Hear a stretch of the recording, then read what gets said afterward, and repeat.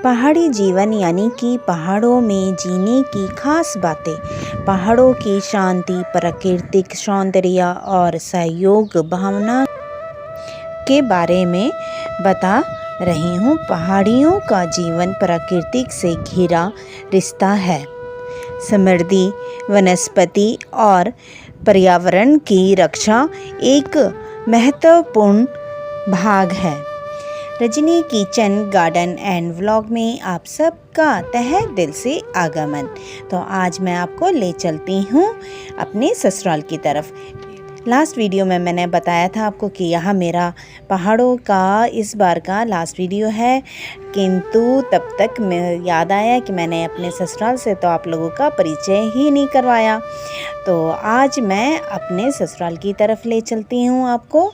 तो ये है मेरा ससुराल, नीचे सड़क और ये ऊपर छोटा सा रास्ता जा रहा है। इस रास्ते में हमेशा मुझे फिसलने का डर भय रहता है। हालांकि इस रास्ते को थोड़ा सा ठीक बना लेना चाहिए। और ये देखिए, ये यहाँ पे बहुत अच्छी प्रोग्रेस हुई है। ये जो तार की आपको बाड़ दिखाई दे रही है, यह जंगली जानवरों को रोकने के लिए पूरे रास्ते में बनी हुई है, ताकि नीचे से जंगली जानवर ऊपर गांव में ना आ सके। और ये रही हमारी जिठानी, जो हमारी ताई जी हैं, वो उनकी बहू हैं। और इनका जीवन बेहद सादा और बहुत मेहनत कश जीवन है इनका। भाई साहब हमारे हैं नहीं, तो यही भाभी जी पूरे घर को संभालती है, ताई जी को, बच्चों को, और बहुत ही स्वाभिमानी और तो काफ़ी हंसमुख भी हैं। आप देख रहे होंगे, इतना ही कठोर जीवन में और हंसमुख होना बहुत ही अच्छी बात होती है। अपना जीवन थोड़ा सा सरल सा हो जाता है। वो नीचे आप देख रहे हैं ना, यहाँ एक नदी है जिसमें मतलब जिसके आसपास में सभी के खेत हैं। हम लोगों की भी खेत हैं, लेकिन मैं वहाँ कभी गई नहीं हूँ। लेकिन पहले मेरी सास वगैरह सब वहाँ पे खेती किया करते थे, प्याज वगैरह की। और कई लोगों ने इस तरह से शहरी टाइप के घर बना दिए हैं ताकि मजबूत रहे। और जैसे अंदर ही ये वॉशरूम वगैरह, नहीं तो पहले बाहर ही हुआ करते थे। अभी भी बाहर ही हैं, लगभग लोगों के बाहरी वॉशरूम है। लेकिन जैसे हम शहरों से जाते हैं तो हमें डर लगता है वाइल्ड एनिमल्स से, कई चीज़ों से। इस गांव की खासियत, जो कि मेरे हस्बैंड और भी कई लोग चिढ़ाते हैं कि तुम्हारे गांव में धूप देर से आती है, और यहाँ धूप सुबह के 5 साढ़े 5 बजे आ जाती है और शाम के 6-7 बजे तक जाती है। मतलब 6 बज गई हैं और अभी तक आप धूप देख ही रहे होंगे। तो मैं तो चिढ़ाती हूँ इन लोगों को उल्टा कि यहाँ की महिलाओं के लिए बिल्कुल भी फुर्सत नहीं है, बेचारियों के लिए, जो सुबह उठा देती हैं धूप और फिर वो काम में लग जाती हैं। हमारे यहाँ की महिलाएँ बहुत ही अच्छी, जो कि शाम के समय में अब इकट्ठे होकर के थोड़ी देर के लिए फुर्सत मिली है एक दूसरे का हाल समाचार समझने की, बातचीत करने के लिए। और यहाँ इस रोड तो आ गई है, लेकिन मैंने जैसे बहुत पहले वाली वीडियो में भी आपको बताया था कि गांव के लोगों के लिए सड़कें इतनी ज़्यादा सुविधाजनक नहीं हैं, नई वाली सड़कें, क्योंकि बहुत घूम कर के जाना होता है। तो गाड़ियां उनके पास में ऐसे होती नहीं है कि अपनी गाड़ी उठाओ चल दो। और जो गाड़ियां होती हैं जो वो लोग हायर करते हैं, वो काफ़ी महंगी पड़ती है, इसलिए उन बेचारों को पैदल ही ऊपर के रास्ते से बाज़ार जाना पड़ता है। तो बस वो जो सड़कें हैं वो हम शहरियों के लिए बन गई है, ताकि हम लोग आसानी से जा पाएँ, क्योंकि बहुत ज़्यादा चढ़ाई और उतराई है ऊपर से नीचे गांव तक आने के लिए। और यहाँ पंचायत घर, इसमें काफ़ी लिखा हुआ था, नाम लिखे हुए थे कि किन के सहयोग से यहाँ पंचायत घर बना है। और पंचायत घर यहाँ सबके सहयोग से नहीं, यहाँ किसी का घर था तो उन्होंने ये पंचायत घर के रूप में दान दिया है, जिससे पूरे गांव का काम आ सके। और पूरे गांव के इसके अंदर जैसे शादी का सामान होता है तो वो रखा जाता है। और आज एक रेसिपी जो हमारी जिठानी ने हमें खिलाई, और मैंने ज़िंदगी में पहली बार ऐसी ये वाली रेसिपी खाई, जिसका नाम है सकीना। तो सकीना नाम इतना प्यारा है, उतने ही प्यारे इसके फूल, कलियां, और कलियों से इसकी सब्जियां बनती है। एक झाड़ होता है, उसमें यहाँ जैसी कलियां लगती है तो उन कलियों को ऊपर ही ऊपर से तोड़ता है, नीचे से नहीं, क्योंकि काफ़ी सख्त सी उसकी डंडियाँ होती हैं कलियों की, तो कलियों को ही ऊपर से बिना जाता है। और यहाँ एक झाड़ है, सकीना की झाड़ है। तो यहाँ सकीना जिठानी लेकर के आई।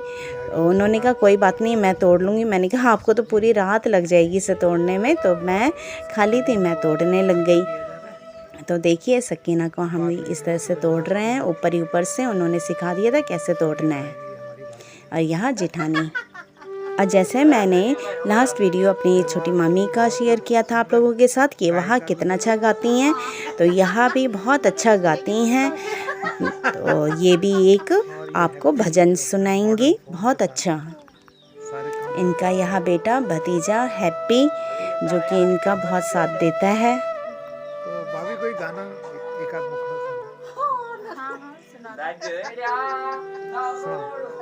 रजनी अपनी सब्जी इकट्ठा करनी, भाभी लाई थी इन्हें काट के। इतने में हो जाएगा ना सुबह का नाश्ता, काफी है। हाँ सुनो, आज प्रैक्टिस करना चाहते ना, जो आज बुना चाहिए सुना। जय शिव शंकर बोले नाथा, जय शिव शंकर बोले नाथा, जय शिव शंकर बोले नाथा,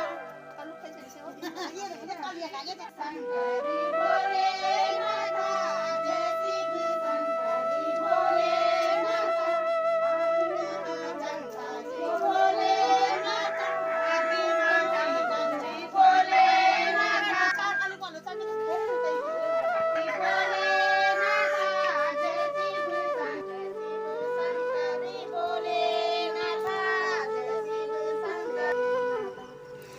तो आपने देखा कितना अच्छा गाना इन्होंने गाया, भजन गाया।